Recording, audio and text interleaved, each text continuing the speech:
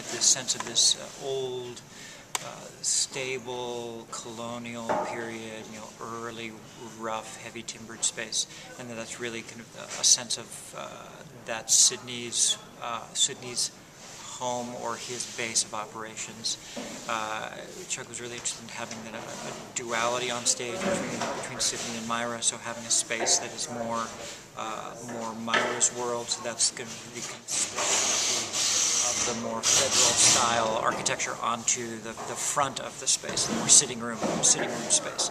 So that's looking at that creation of that duality between kind of the older, rougher world of Sydney's and that newer, kind of cleaner, polished, more moneyed world of Myra's downstage.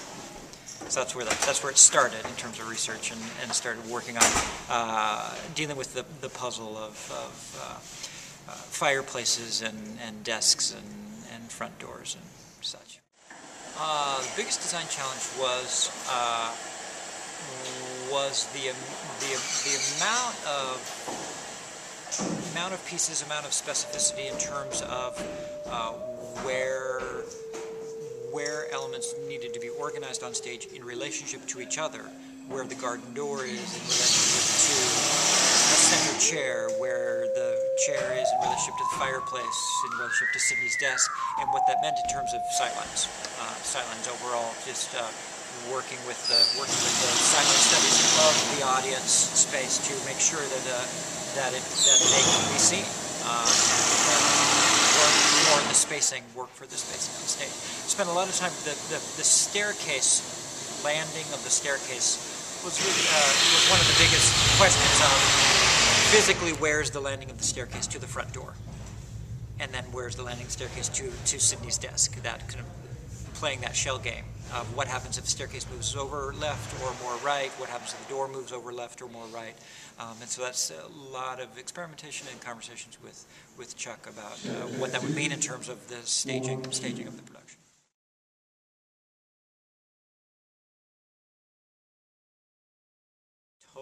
Total credit goes to the props master in terms of the acquisitioning the pieces we already had in house, finding and rediscovering those, pulling together local sources for that, and also a rental of decorative weapons, but also functional weapons. The crossbow again.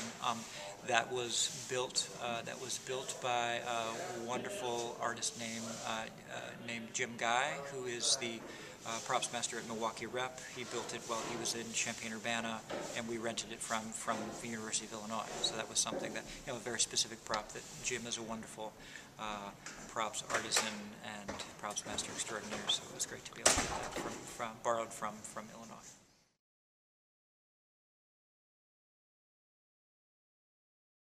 It's delightful to see it in this space. I think it has a nice complement to the Fulton Opera House itself in terms of some of the color work, but also the wonderful polish of the auditorium in relationship to deep in the space. The rustic wood feel, I think, works really nicely.